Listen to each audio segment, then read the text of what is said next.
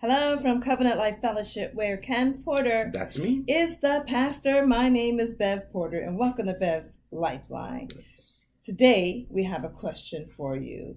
Is your marriage in alignment? Are you on the same page? Or are you going, you're going in one direction and he's going in another? Is your marriage in alignment?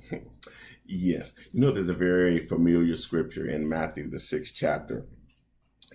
And when you look at Matthew 6th chapter, 9th and 10th verse, it goes like this. Our Father who art in heaven, hallowed be thy name. Thy kingdom come, thy will be done on earth as it is in heaven. Alignment.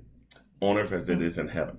We need to be aligned as husband and wives. We need to make sure that all of our relationships are such that if we take care of the vertical relationship, the horizontal will be just fine.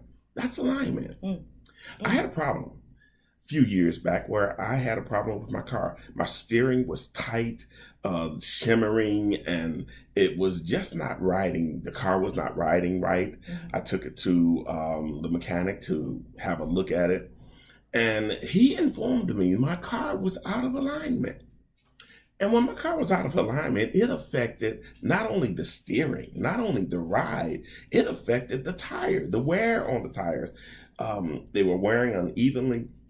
So what I needed to do is I need to have an alignment. Once I had that alignment completed, everything then was back in form. Everything was back in sync. There was a oneness about the car and the ride. Me and the ride were one.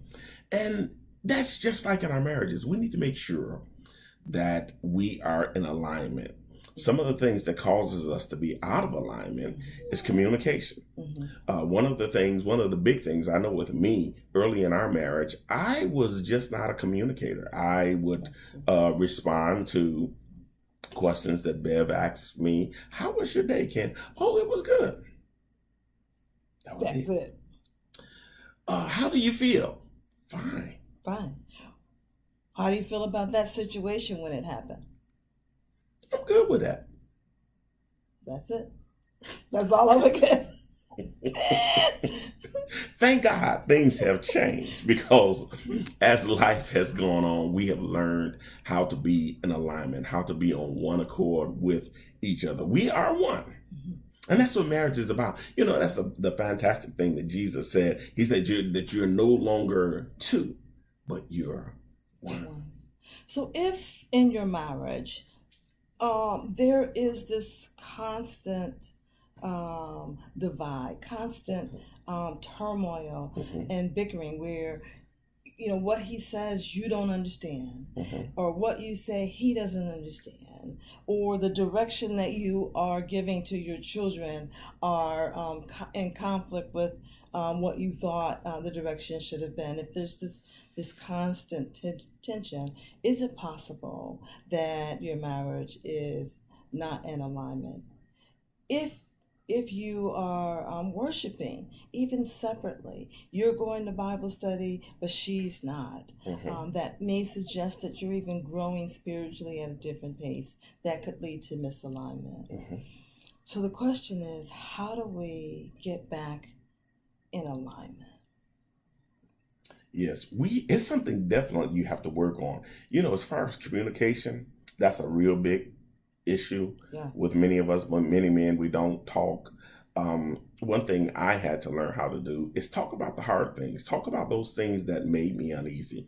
And Bev said one time, you have to assume positive intent. Many times when you're not aligned, you misconstrue what's being said. And it's okay to ask a question to get verification. So ask those questions. Don't talk about just maintenance things. Don't just talk about, hey, did the kids get off okay today? Are the light bills taken care of? What you need from the grocery store? That's not what you need to talk about. Talk about the hard things. The hard things. I can tell when we are misaligned. It generally boils down to three things. We've talked about Yes, that. we have. The first is that we're not spending intimate time with the Lord. Because He is our plumb line. That's the Absolutely. first thing. If we're misaligned and we have some tension going on, the first check is, okay, how is my prayer life? How is my study life? The second thing is, am I actually taking care of myself? Right? So you really do have to take care of yourself. You have to love yourself. You have to treat yourself well. And the third thing that I have to check if we are misaligned is, where is our level of intimacy? If we have neglected that, and we, cannot finish each other's sentences, or it just seems a little bit off, that's the third thing that I would check. So if any one of those three things are out of kilter, I can tell in our relationship, right? Again, the first one would be that we are not spending time with the Lord, that we're not taking care of ourselves, and we are not having intimate relationships. You know what I mean by that, right? So that's my check. Right? Yeah, and alignment causes for us to be in sync with ourselves, to know ourselves. Yeah. You know when you're not quite right, and you know when you and your spouse are not quite right. You know when you're not aligned, because there's not that synergy. You're not one. You're not one. So know your bodies, know yourselves, know each other in and out, so that you won't be putting time in something that does not need to be fixed. Many times we're working on the symptoms when we really need to work on the alignment, the root cause. Something you said earlier when we were talking about this is, when you are misaligned, it shows up on the inside. It shows and up the in outside. the outside. It shows, people see your car shimmering. They can see the tension in a relationship. They can see the threads coming through the tires, and they can see the uneven wear. It's noticeable. It's very noticeable. It's noticeable. So here's what we're asking you to do. Take inventory. Be honest. Is your marriage in alignment? If it is, praise God. If it isn't, if you feel that tension, let's rectify it. Let's don't go into this new year misaligned, shimmering, where the steering wheel is, like, and the tire's about to fall off. Yeah. Let's get that right. Yeah.